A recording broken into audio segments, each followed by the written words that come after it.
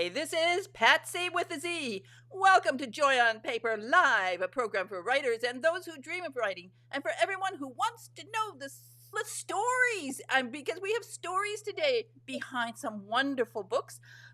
And my guest is G.S. JENNSEN. She's a sci-fi and speculative fiction writer, and she's out of this world. I think maybe literally she comes from out of this world, because I don't know how she knows all this stuff. She's amazing. Hello, how are you? Hi, Patsy. I'm doing great. Thank you for having me today. Oh, this is so much fun for me. As I was telling you a few minutes ago, I had the most marvelous weekend reading The Thief. This is a fantastic book.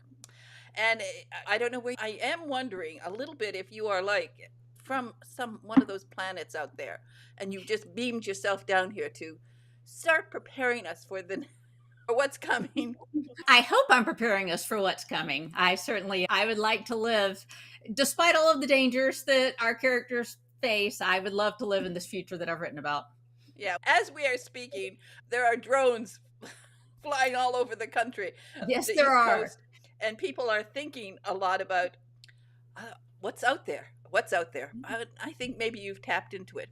So the new book is called The Thief, and it is a Cosmic Shores novel, and it features a fan favorite. And I'm talking when writers get these fan favorites of characters that everybody loves. But Eren Savitas is the things people write about him. Everybody wants to know him. He is so fabulous. So he did not appear in my series until book 7. But as much as I love my characters that have been there from the beginning, he is the best character that I have ever created. I think so, and a lot of my readers do as well. He is just so fantastic. Oh, So smart. full of life and saucy and damaged and doesn't play by any of the rules. And he's such a joy to write, honestly. I have so much fun whenever I get to write him. And of course, he's so much fun to read about. And after a while, this happens when an author writes a great character. I feel like I know him, and I want to know him, and I want him to come and visit me. I feel like he would take you on a grand adventure if you did. Ooh, I would love that. He can't help himself. That, of course, is part of this Amaranthe series. And this is a massive... You're writing some major books here. And I want to show people so that they can see that this is one of the Cosmic Shores stories. And as I said, it's there we see on the corner The Thief. And the one before that was Medusa Falling. And then you have all these other books in the series. So tell us a little bit about the beginning of the series and just pop through those.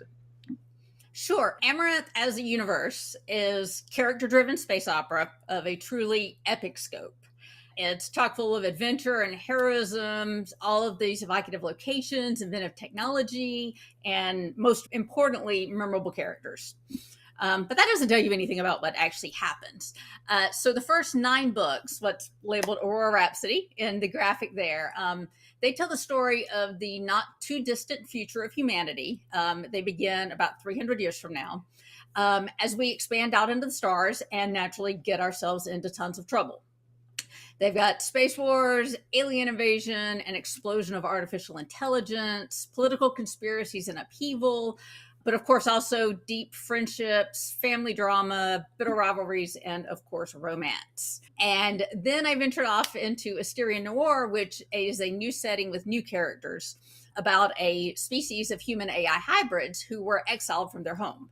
And then I bring those two worlds, so to speak, together for the Riven World series, which is another huge epic space opera, universe in peril type stuff. So that's 19 books. There's a collection of short stories that isn't actually on that graphic. And you can start with the War Rhapsody or you can start with the Asterian Noir, but you want to have read both of them before you start reading Riven Worlds. So that's a lot. And I know that. I love it if people start at Starshine, the very first book, and they read all the way through. But I was honestly looking for ways to bring new readers in that wasn't quite so intimidating. And so that's what the Cosmic Shores novels are. They are each standalone stories. They feature characters from the overall universe, so they're really rewarding for my existing readers. but they're also meant to be standalone and a fresh start that somebody like you and hopefully your listeners can pick up and read fresh without knowing anything else about the universe. And then when they get to the end of the book, hopefully they're intrigued enough by the universe that then they go back to the beginning and pick up Starshine and read everything. I think they will. And I just love I love your head. I love your mind. It's incredible. So let's start. We'll talk about the thief, and let's tell people a little bit who are Anadens, and something Anadens, about also yes. something about the whole environment. Sure. These are humanoid species. They are actually, to spoil a little bit of the stuff that happens in Aurora Rhapsody, they are basically our genetic ancestors. Basically, if humanity followed a different path. But they've been around a whole lot longer than we have. They've had advanced civilization for 1 million years now. They ended up going somewhat evil and had a dictatorial empire that humanity eventually bumps up against and goes to war with and wins that war. And now they're trying to have a peaceful coexistence. Eren Savitas, the main character in The Thief, is an Anaden, but you should know that during the war, he fought on the side of the humans. He was one of the good guys. There was an Anaden resistance that had been fighting against the dictatorial regime for a while, and when the humans showed up, he hooked up with them. The Anadens are fascinating, and tell us more about where they are at the time that this story begins. So The Thief is set 17 years after the big war between humans and Anadens, and peace reigns. We don't always get along with the Anadens, but we're not at war. And Eren is working for the intelligence agency that is part of the newly formed, kinder, gentler Anaden government, as it were. And his job is called the advocacy, and his job is to protect the advocacy from alien threats specifically. I should say that at this point in this universe, humans and Anadens are not the only species. There are probably 15 different species, many of which the Anadens had previously subjugated, and the humans then came along and freed them. So now you've got over a dozen species trying to live together, which is not always easy, to be certain. But because of everything he learned when he was a rebel, his role is to try and ferret out alien threats against his government. Sabotage, assassination, insurgency, and so on. And That's, there he, yeah. and there he is. We're talking about, maybe explain Concord too, the concept of Concord. And sure. Concord is the multi-species government that formed in the aftermath of the war. It's for the most part, each alien species is allowed to govern themselves on their own planets and that type of thing. But Concord is the military for all of them, and also the diplomatic relations for everyone. So Concord speaks with one voice whenever they encounter new alien species. If they're friendly, peaceful alien species, then they speak diplomatically with one voice. And if they're not, then they speak with the military.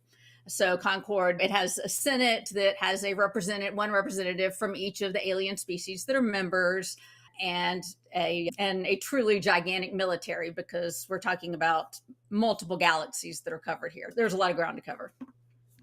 Now, here we have Eren one day. He's just walking down the street and he looks in the cafe Literally.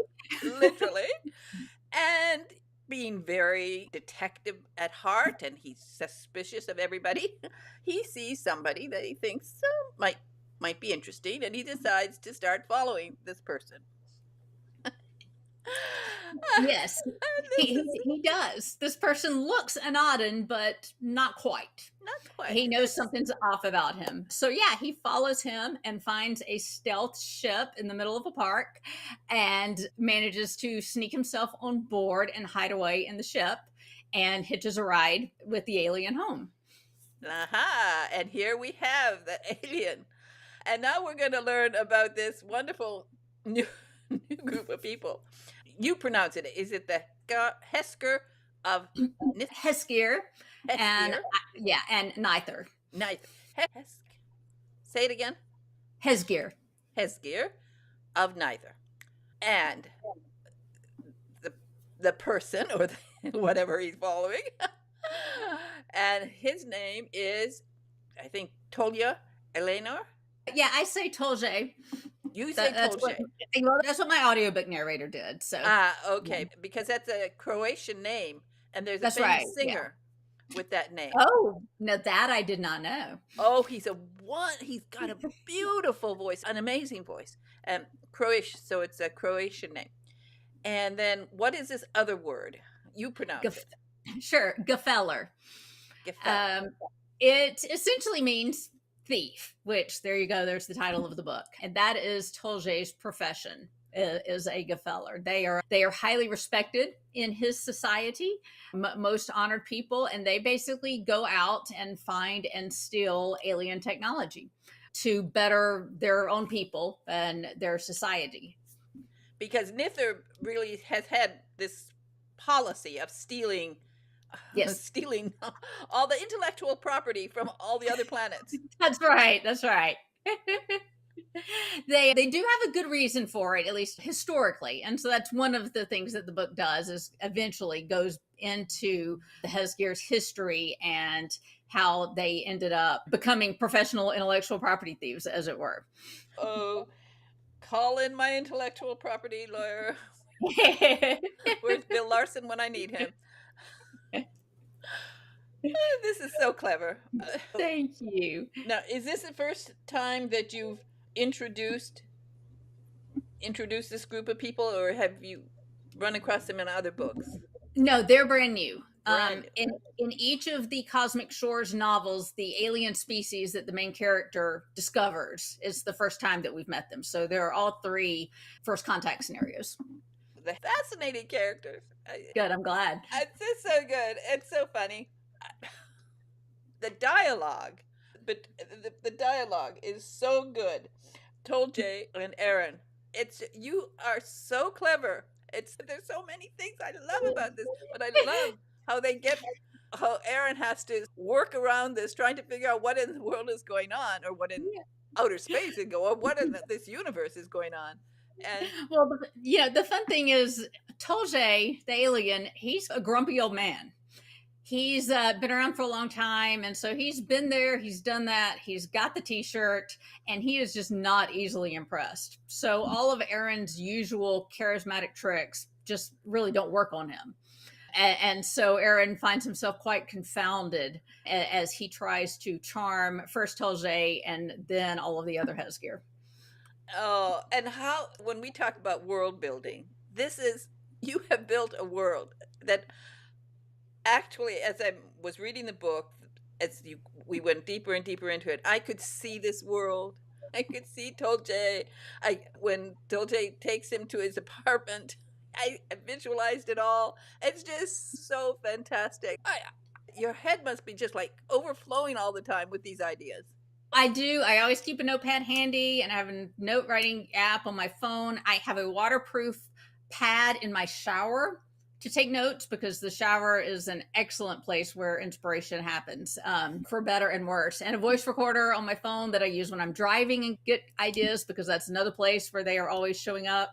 And I have learned through much experience that when you have an idea, you have to get it down in some way right then, because you think you'll remember, but you won't. That's so true. But so take us now. Of course, Eren sneaks into this spaceship. He doesn't know where he's going.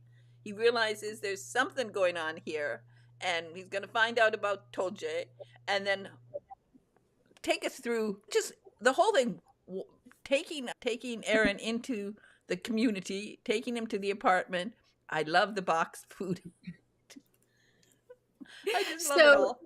So it turns out that not a huge surprise, Tolje stole something, and that's what he was absconding with. But it turns out that the Hesgyr are being attacked, and they don't know by who. It's literally a death cloud that will appear at random locations, and not to be in politics, but liquefies everyone caught in the cloud, and then vanishes. And they can't track it, they can't understand it, anything. And so Eren, because he is very charming and charismatic, does manage to convince Tolje, and then eventually a couple of other Hesgyr, that he can help them.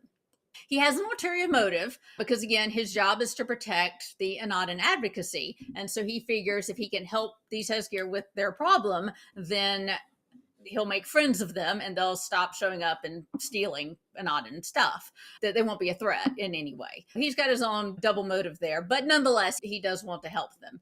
And so he worms his way into their culture on this space station. And I use the term space station, but as you read the book, it is a truly gigantic structure. It's the size of Manhattan Island, if not even larger than that. Something like 20 million Hesgyr live on this space station. So it's an entire world to its own. In fact, the vast majority of the Hesgyr live on the space station because their homeworld became uninhabitable. So he's going to try and help them, but then the attacks continue. So he gets to visit the attacks. He is eventually on the scene during an attack, and there's danger and all of that from there as well. I love the red clay, where you got to that part where you write, it's like a game on the red clay, and so you write it. You're so good at this. You're just so good at capturing everything. And so I'm reading. I didn't know what was going to happen, and then, oh my goodness, it's just that scene alone. I love it. It's nice to know there's red clay up there somewhere. That's right. That's right. and even aliens still play games. Yeah. That is what is so beautiful about it. You make it so relatable, and yet you have all of these things that are going on, and you have to create so many of these things, so many of the objects, so many of the things, even this smoke. It's all how it's come to your head. And I 21 books now, and I try never to repeat myself in any meaningful way, which definitely can be a challenge. It would be very easy to fall back on the same things that have worked and been entertaining before and stuff, but try to come up with all new aliens, all new society and their own unique quirks and everything, as well as an all new bad guy here. Your writing is just so great. And I want to, if I can read one little part. And this is just two sentences, or one sentence. And she writes this. Listen, everybody out there, listen to this. This is so good. Weapons designed to exploit quantum entangled particles from a distance, but creating free-floating quantum particle and directing them from a distance is a delicate and extremely precise touch. Oh my. So I mentioned that Starshine, the very first book in the whole universe, starts 300 years from now. We have developed faster than light travel and cybernetics and artificial intelligence and that type of thing. But it's a pretty recognizable world. But over the course of 21 books, our technology advances by incredible leaps and bounds. Of necessity, because we're basically forced into inventing new ways because we have to defeat extremely powerful aliens and that type of thing. But there is definitely technology creep over the course of 21 books. And one of my biggest challenges has been maintaining, if not quite believability, at least relating this technology in a way that's understandable to readers and that you can imagine that this might actually work. You do. I'm like reading it, I'm saying, which is real? Are they really working on this? Some we recognize, like the Lev tram. A Lev tram right. is something that we probably will see at some point in the future. I think that's how the Japanese do their trains right now. Yes. So in America, we're like 100 years behind or something. We should have Lev trams. I live in Austin, and it takes forever to get any place in the state. Its travel is so long to drive, and you have to take a flight from Austin to Fort Worth or something. It's crazy. If they had a Lev tram, I could just step on, and 15 minutes later, there I'd be in Dallas. I used to live and work in Atlanta, and I spent half my life in my car. Exactly. I hate it. I would never have taken a job if I had to commute. It's just no way. So a Lev tram is something we can relate to, but many of the other things that you invent here, don't know. Maybe you are onto something. And as I said, I'm a little bit suspicious that you are from another planet and you are here to drop these little nuggets so that our technical people can start saying, okay, GS, we don't know her name because she wants to stay mysterious. And they're going to be saying, okay, on page 104, she said this exists. So it must exist somewhere. Right? Well, there has always been a symbiotic relationship between science fiction and scientists. Many people, maybe even most, who become scientists start out loving science fiction when they're kids. And so they're inspired by these stories and that type of thing. And goodness knows I'm inspired by science, astronomy, space, the Webb telescope, and the incredible pictures it takes, the Cassini mission, New Horizons, everything that NASA and SpaceX are doing. I take tremendous inspiration from all of that. And I think, yeah, a lot of those guys are also science fiction fans. And so I think hopefully they take inspiration from us as well. When was your first science fiction book come out? When did it come out? The very first one? 2014. 2014. So that's not that long ago. But have you seen some changes that you didn't expect, some advances in our earthling progress? Yes, absolutely. It's strange because it's very uneven. I feel medical advances are still going really slowly. You're seeing some things like the chips in the brain and other companies doing that. If that actually bears fruit, then that will be really neat. But it's very slow because the brain is so complex and our body doesn't like metal things being in it and that type of thing. Obviously, AI, ChatGPT, the LLMs have exploded out of nowhere just in the last 2 years. And if that keeps going at the pace that it is, then artificial intelligence may get here a lot sooner than it did in the timeline for my books, let's say. Because when you started, we didn't have AI. We had artificial intelligence, but it was very locked down. The term they use is shackled. They basically was coding inhibitors to prevent the machines from having actual free will or consciousness. And that's something that happens in the course of the books as those shackles are removed, and then you have an explosion of artificial intelligence. But again, that's 300 years from now. At this pace, we're going to be there in 20. Yeah. Okay. There are so many characters. Let's talk a little bit more about the book, the actual storyline, because of course we find out that there are other characters in the story. And tell us about Banka. Banka is Tolje's estranged daughter. Her mother died when she was young, and ever since that happened, she's had a very difficult relationship with her father. She's an adult now, and she's a mechanic on the station, and stumbles into Eren, and he, being who he is, just fascinated and delighted at the prospect of this extremely difficult familial relationship that the two of them have. And at first it amuses him, but because he does have a good heart at root, he eventually ends up trying to help them patch things up and mend their relationship, which is really sweet. But she ends up playing some roles in the book as well. She ends up getting caught in one of these alien attacks, one of these death clouds, and is miraculously able to escape it just barely and everything. And is also involved with one of the other characters that plays a role in the big climax as well. But it's mostly like all this humanizing. I don't know, humanizing. That works. Yeah, we'll use that term. To have an estranged daughter, that's always perfect. Yes. You need that. I love how Eren discovers that yes, they have bathrooms. And that's always something. Plumbing, even if you've got a humanoid body, then you assume most of the parts work more or less the same way that they do for us, but maybe not exactly the same. And we think there are only so many ways that you can handle that sort of thing. But I don't know, this may be an area where my imagination fails me. Maybe there are very different ways to handle such things, but I bet I didn't go there. No, but it was a nice little humanizing thing, a little bit about the elimination of waste products. Just everything you come out with, that's why you do forget that they are characters. You do forget that they're not real.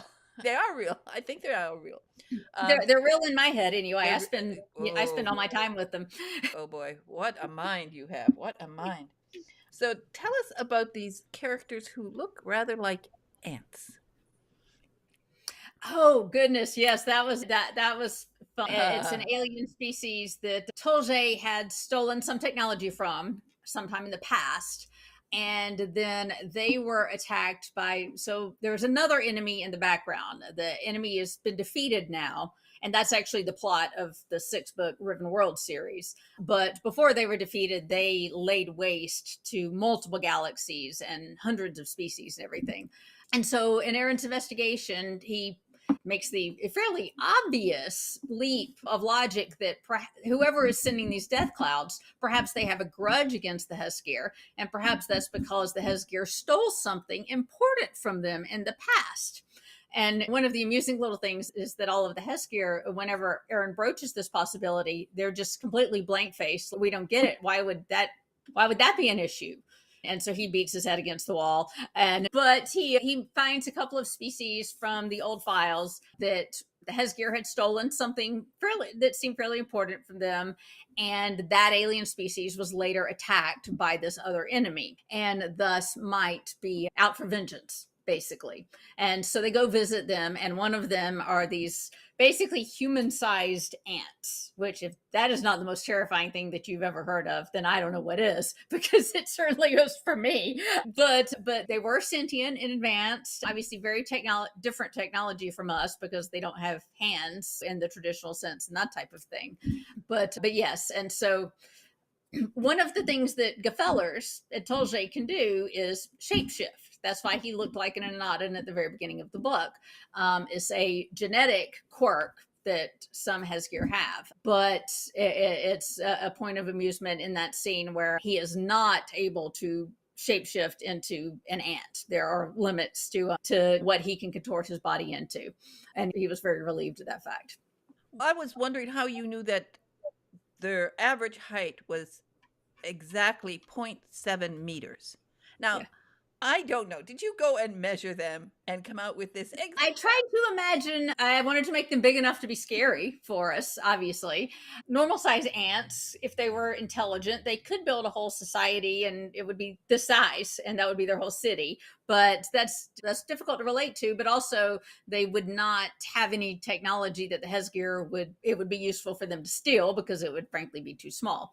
So necessity of the plot, they needed to have something worthwhile for the Hesgyr to steal, thus they needed to be our size and that type of thing. So it's that exactitude that is what makes yeah, well, I think it is great. those little details can make the difference in world building and in making it believable and something you can visualize in your head. Exactly. Oh, you yeah. can look off to the side now and imagine exactly how large this ant would be as it was skittering towards you. Yes. And you were running away. Yes. And I don't know if the idea came from, I used to love to watch when I came home from school, those old black and white movies. And there's one about the ants in the tunnels in Los Angeles. Did you ever see that one? No, I don't think so. Oh, you have to watch that because it's like you lived it, because it's exactly that. These giant ants have grown in the tunnels in Los Angeles. And then, of course, some stupid kid goes walking into the tunnel. Yeah. And it's terrifying. So when they make this movie, it's going to be terrifying. There's something so creepy about ants. It's just perfect. So there was a movie that has always stuck with me. I think it was from the 90s. It was called Mimic. And Mira Sorvino was the star. And it had human-sized moths. Oh, yeah. As the sort of bad guy. It was a little unclear for most of it whether they were actually bad or just misunderstood. But that inspired me enough that I made an alien species of human-sized, very much moth-like aliens in the Asteria Noir trilogy. Yeah. These giant insects really creep you out. Yes. You hit it right. You just hit it right. Finally, let's talk a little bit about the object that was stolen and why, a little bit about where we won't tell exactly what they're doing, but that Tolje stole an object, which wasn't very large. And That's right. And I believe it relates to the couple of sentences that you read, which is basically an object that not just could detect quantum perturbations, but could use the concept of quantum entanglement, which is the idea, if anyone doesn't know, that two particles that are separated by a great distance are nonetheless forever linked to one another, such that if you change something in one, then it changes in the other as well. And that's one of the core underpinnings of quantum physics. So this machine basically spits out an entangled or two entangled pairs, and the one of the two can attach to whatever it's directed at and follow it home. And then because you still have the other half of the pair back with the device, then they can use it to track where the other particle went. Oh, everybody listen to her. She's brilliant. She, yes. I love having science underpinning even really crazy, wacky plots. No, that's why it's so great. And I'm sorry that Bria Burton wasn't able to join us today because Bria is your biggest fan. She just there she there she is. She's wonderful. She also has her head in the stars all the time, and she she loves. Of course, she writes a lot of science fiction, and she's always dreaming about other lands, other worlds. And I know that she would just love to be, because it is just so fun. And you met her. Yes, I did an interview with her last year about the book Before the Thief, Medusa Falling. Yes, and she did a special book buzz, which is a little promo that we do for the radio. To what we try to do here at Joy on Paper is to find other ways to interest people in reading. And so she started doing these sci-fi book buzzes, and we play them during the radio program whenever we have. Every once in a while you have a extra few minutes. Sometimes a guest is late, sometimes a guest has to leave, and we have a few extra minutes during a radio program, so we play them.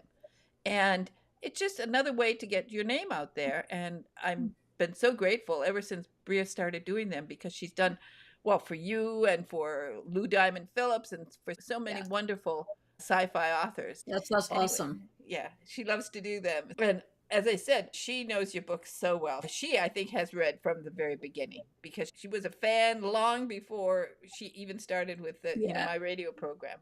That makes my heart happy. Yeah, she's great. She's great.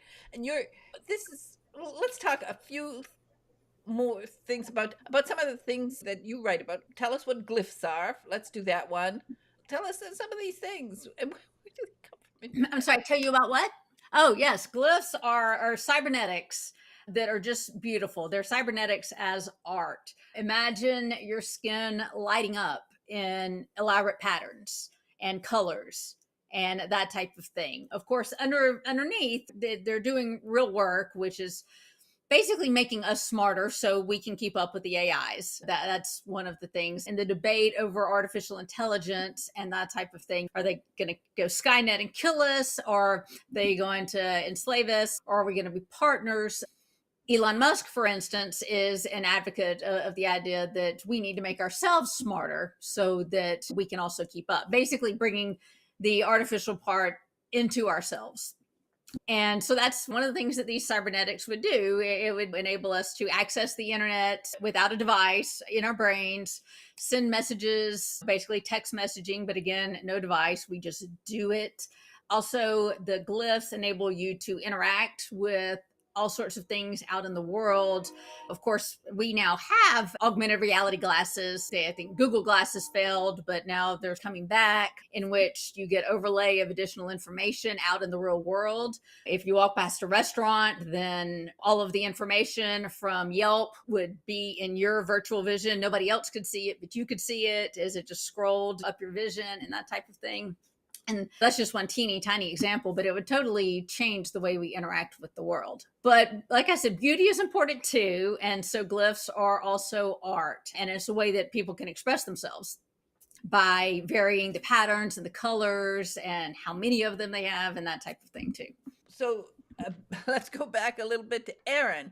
I think you have more things in store for him. After the thief? Yeah. Yeah. Oh, yeah. He is a crucial character in the overall universe. Like I said, he first appeared in book 7, and he also has his own short story. It's called Regenesis, and that is available for free everywhere, in ebook and audiobook. But he is not the main character of the overall universe, but he is definitely a very important one.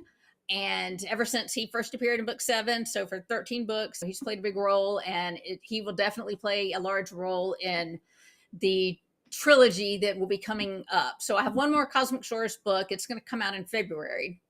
And then I will be returning to the main universe and the full cast of characters for a trilogy that is again big epic space opera with multiple characters and plot threads and universe imperiling evil and all that sort of thing. And he'll play an important role there. Explain the importance of regenesis, because that's very important in this.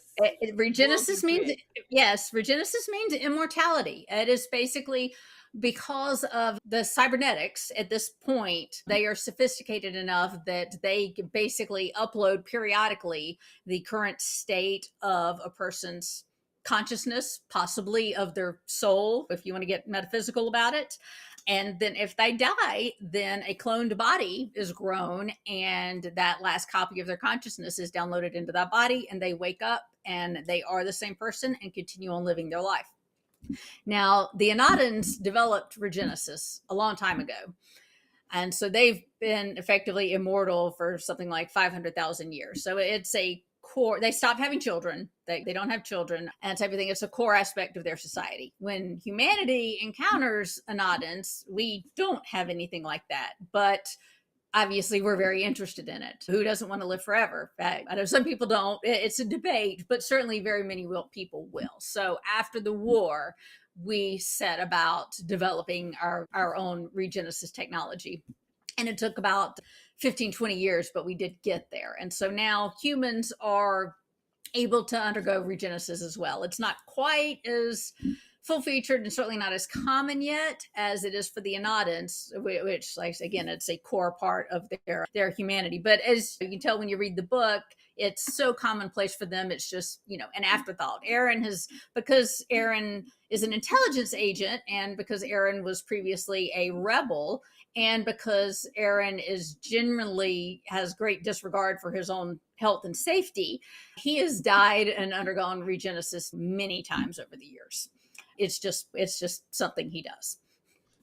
Now, has anybody named a child Eren with that spelling? I don't know. I hope that they would tell me if they did. That would be wonderful. I don't know. I may have to ask in my newsletter next time. Yeah, ask. You'll give an autograph book to anybody who names their kid Eren. Absolutely. With that spelling, yes, I will. Right? Yes. Yeah, that would be cool. Then you'd have a walking billboard for the next 100 years. Person going around saying, I was named after G.S. JENNSEN's wonderful character. No, the one thing that comes to mind, one of my readers is a high school teacher, and whenever they come up with exam questions for their students, then they use names of characters from my books in the word problems that they come up with for the test. That's cool. Miriam has 5 apples and Eren has 2. How many apples do they have together? That type of thing. So I thought that was neat. Okay, they have to include Tolje in there, because how many apples would he would have? steal the apples.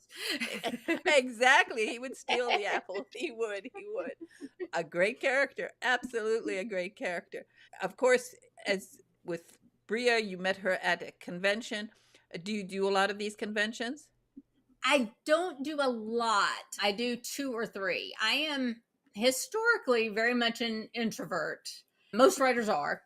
And most of us are happiest when we're just sitting alone at our computer, writing our words and being enveloped in our worlds that we're creating. But it is so neat to get out there and meet readers, meet other sci-fi fans and that type of thing, that a couple of years ago, I started forcing myself to get involved in that. And so I do a couple a year. There's 2 sort of locally that I do. I live in Coeur d'Alene, Idaho. So I do one in Missoula and one in Spokane. But then the big one that I do every year is Dragon Con in Atlanta. I am originally from Georgia, so I have that connection. I had gone to Dragon Con just as a fan long before I was a reader, whenever I still lived there and that type of thing. But it's also there's no other convention like it in the world. It's about 100,000 people. It's 4.5 days in downtown Atlanta, and it is just a huge celebration of all things sci-fi, fantasy, and geeky. And do you dress up in any particular costume? I don't. I do have themed T-shirts that I wear. So, like, I have a Jedi T-shirt, and of course, I have Amaranthe T-shirts for my universe. But I also I have Cassini T-shirt, which is from the Saturn probe that NASA sent to Saturn, and I have a Ten Stoffel T-shirt, which is the famous phrase from Robert Heinlein's "The Moon is a Harsh Mistress" book. As well, I have a Walden Books T-shirt that's very retro and that type of thing. So I usually wear those. I usually have a vendor table where I sell my books, and so I'll usually wear those while I'm at that. In addition to meeting Bria, have you had some other great fan experiences? Oh, so there's nothing like when somebody just walks up to your table and you start to give them the pitch for one of your books, and they're like, "Oh no, I don't need to hear that. I've already read all of your books 3 times. I just wanted to come meet you and take a picture with you." And that is just amazing. That's one of the most rewarding experiences you can have. I have also spoken on panels with some of my heroes. 2 years ago, I was on a panel with Larry Niven, who wrote Ringworld, which is one of the top 5 science fiction books ever, as well as Gregory Benford, which is also a renowned science fiction author. Kevin J. Anderson, I was on a panel about Dune with him. And I've been on a panel with Charles Gannon, who is really popular right now. So it's been very rewarding to, meet people that I look up to and discover, for the most part, that they're just people too. Oh, I was on a panel with Hugh Howey last year, who wrote Wool, and the TV show Silo is from the Wool trilogy. It's on Apple Plus right now and is really popular. He was an incredibly down-to-earth guy, just the most unassuming, nice. I was really surprised at how down-to-earth he was. Your writing is the level of writing, it's amazing. So I don't know where you honed your writing, but I just so often as I was reading, I kept saying to myself, "Wow, this is great!" And even little things like there's a one where you say something. He noodles over some ideas. He noodles over some ideas. Just that little thing. I got such a kick out of many of the just little sentences you wrote. The more complicated ones about science were fascinating, but also just the little ones that made the characters come alive. Well, I have been a voracious reader since I was honestly 3 years old, as the legend goes. The legend is that I went to my mother when I was 3 and said, I'm tired of you reading books to me. I want to be able to read. And so she found a kindergarten teacher that was willing to work with me one-on-one and give me word list and that type of thing. And so as soon as I could read, I started diving into books, and I have always been a bookworm. My husband and I have a library in our house with something like 4,000 books in it because he's also a bookworm. And I think if I got it from anywhere, it came from the billions of words that I have consumed as a reader over my life. That's the best way, really. If you Yes. read, it just after a while, if you read well, read deeply, and just continue that reading process, you learn so much. Oh, yes. It's the one single thing that you can do to improve your knowledge and your wisdom and your experience. Of course, you read books, you lead 1,000 lives, not just your one solitary one. It's the one thing, the far and away the most important thing you can do to improve yourself, I think. And I believe in reading a wide range of subjects, not just if you're interested in writing sci-fi, not just sci-fi. You have to read other things, other books, nonfiction, romance, all sorts of books, just to have all those words in your head, because you never know when you need them. Oh, absolutely. And I read fantasy, thrillers, political thrillers, mystery, suspense, all of that, as well as science fiction. Once I started writing, I have limited time to read because I'm writing all of the time. And so I, for the most part, do limit it to science fiction now, though I try and alternate between reading current books and reading classics, because the writing styles are very different. And so you can learn a lot by going back and reading the classics as well. But before I was a writer, I read just about everything. Of course, you mentioned Elon Musk. Would you like to do some space traveling yourself? Because we're getting to the point where that might be a legitimate question, right? I didn't honestly didn't think we would, but we actually might. I am a little bit of a coward, and so I would prefer that they make it a little safer first, and that's really a statement against interest because my characters are brave and stalwart and heroes and adventurous and all of that, and so I guess they're living the lives that I can't. In theory, of course, I would love it. I would love to see the moon, to see Earth from the moon, and possibly even beyond. All cards on the table, truth be told, I would like for it to be a little safer first. Yeah. I love how Eren snuck onto an unknown spacecraft, which, by the way, he mentions later on, ruined the grass. Yes. So the planet that the book starts on, it's called Ares because we're in the Anaden space, but it's actually Mars. And the Anadans terraformed Mars long, long time ago. So it's habitable, but it's still Mars, and they're constantly having to maintain the atmosphere and the geology and everything, and it's very difficult. So yes, he makes that snarky remark. Do you have any idea how many centuries it took for us to get grass to grow there? And that's why. That's why this book is so delightful. The Thief is just absolutely a delightful read, and really anybody who loves reading should read this. It's not just for sci-fi lovers. As a matter of fact, I think so many people who have never read sci-fi should start with this book. I don't know about all the other ones, but if you start with this one, because you will fall in love with Eren, and you will just want to know about all of the other characters. So I think The Thief is a perfect way to jump into it and discover this wonderful world that you're creating. Thank you. That is absolutely its intent. Like I said, it's meant to be a starting point, a book that anyone can pick up without knowing anything about any of the other books. And hopefully, yes, enjoy it and become enthralled with the universe. Characters are always first for me. I love science fiction. I love the technology and all of that. But characters are always the backbone of the story, because if you don't care about the characters, then you don't care about what's happening, and then you don't care about the book. And so the first directive I personally think of any author is to make you care about the characters. And so despite the fact quantum technology is involved in the story, but it's a story about Eren and about Tolje and about the Hesgyr, far above a story about quantum technology. Exactly. And the thing is, it's also a great book for men and women. This book is wonderful, and you'll love Tolje and you'll love Eren. And as I said, it's a book for men and women. It doesn't matter. You'll all love it. It's just a warm, it's a warm sci-fi. I like to think of it as a warm sci-fi. Heartwarming in many ways, right? Yes, absolutely. Absolutely. And now we don't know too much about you, and it's probably best because you don't want to give away any of your secrets from your other worlds. But I know that you have one little phrase in there that I liked: never have anything you can't walk away from, which is a quote from the book. What do you mean by that? That is the advice so one of the main characters in the Aurora Rhapsody books, Caleb Morano, he is a Black Ops intelligence agent.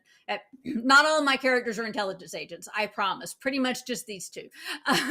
But so he's one of the two main characters. And that is some advice that his mentor gave him in the past. A man that he very much looked up to and that he learned everything about the intelligence business from. That man was murdered shortly before the beginning of the first book, before Starshine. And so part of Caleb's growth as a character over the first couple of books is actually coming to question that advice. He had lived by it, but then he meets the other main character, Alex Solovey, and the world explodes and humanity is in danger and all of these things are happening. And he starts to consider whether there might actually be some things that you shouldn't walk away from. I love it. I love that little message. I thought it was really interesting. Let's look now. Here is your website, and yes. I think you offer some free things there. Yes. So the first book in the series, Starshine, is free in ebook for everyone. It's available on all the retailers, Amazon, Apple, Kobo, Google Play, Nook, everything. That's the free taste to get in. If you subscribe to my newsletter, you also get an exclusive short story for free that's called Soladium. So the only way to get that is by subscribing to my newsletter. But also, all of the short stories that I have written are available for free at all the retailers in ebook and in audiobook. And I think I have 9 now. And they take place, they have a bunch of different characters as the main characters. They take place over the entire timeline of the universe. And sometimes they give deeper insights into some of the major characters. Sometimes they tell their sort of origin story, as it will. And sometimes they fill in blanks of history of the world. They tell the story of an important event that happened before any of the books or between the books or that type of thing. So they really cover the gamut there. I think they're wonderful. I've read some of the short stories already, and just thank you so much for joining me today on Joy on Paper Live. It's a joy to talk to you. It's a joy to get a little peek into that head of yours. But there's so much in there. Boy, it's fantastic. You really are. You are very welcome. Thank you so much for having me today. This has been a great conversation. Again, I just want to tell people this is a wonderful book, a perfect book to give at the holiday season coming now, because I believe in giving books for these holidays because they last.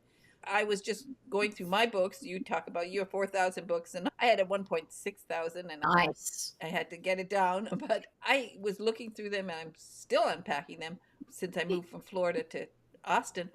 And some of them are, I won't say how old, but they were given to me by relatives long gone.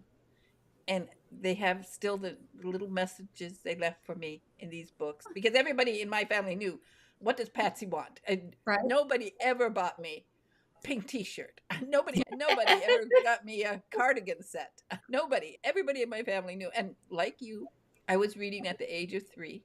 And so just like that, by the time I was 5, I was reading my mother's Perry Mason books. Oh, so, nice. Yes, I know that feeling. And everybody, all my friends and family know, all you have to do to keep Patsy happy is give her a book. Again, everybody give this book to somebody you, well, read, get one for yourself, and then give some of these away. Thank you again so much. G.S. Jensen, you are an amazing person and an amazing writer. Thank you so much. Okay. Bye-bye, everybody. Bye-bye.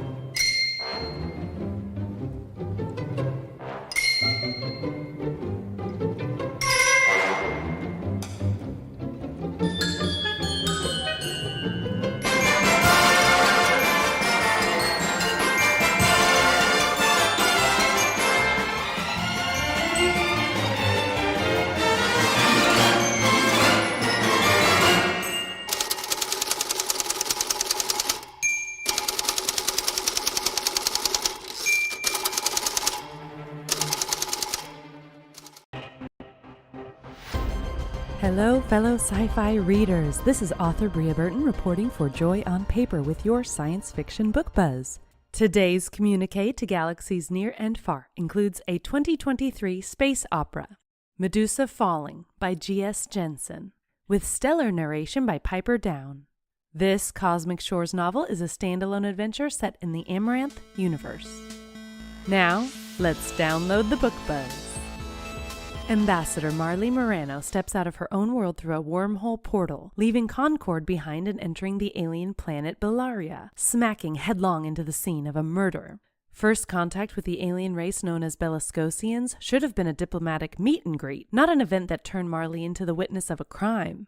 The evident murderer, a Bellascosian named Galian, kidnaps Marley and brings her to the secret rebel base of the Tarazi, a group protecting the Desbita, victims of a shadow government that the rest of the world believes is nothing more than a theory. One of the Desbita shares the truth of her story with Marley, who realizes she's misunderstood nearly everything she'd witnessed. But the Tarazi don't trust her to keep their secrets from her own government on Concord, and they block her quantum communications, which means the rising tensions between the two planets could escalate into all-out war. Marley will do whatever it takes to keep that from happening, even if it means risking her own life for her new friends. This espionage space opera mashup launches readers into a page-turning adventure that's sure to please with a little subterfuge on the side. JENNSEN, an internationally best-selling author since her first novel, Starshine, was published in 2014, is a gypsy at heart. When she isn't writing, she's gaming or working out, or she's sitting on her back porch with a glass of wine looking up at the stars, trying to figure out what could be up there.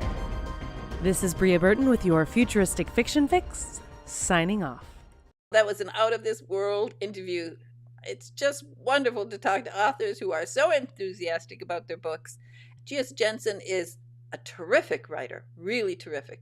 You must get this book. It's called The Thief, and if you get this one, it will be the first of many of her books that you will want to read.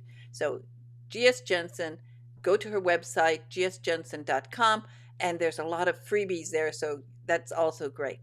Meanwhile, please subscribe to Joy on Paper Live so that I can bring you more interviews with authors who will inspire you to read more and perhaps to even write your own book.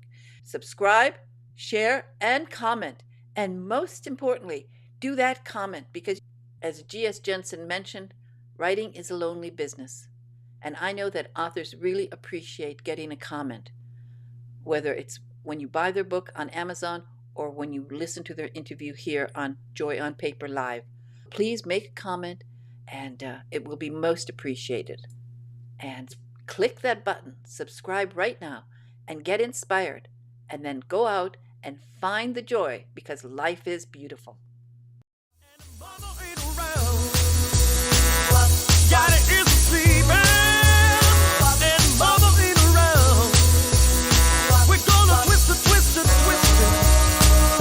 Turn the house down.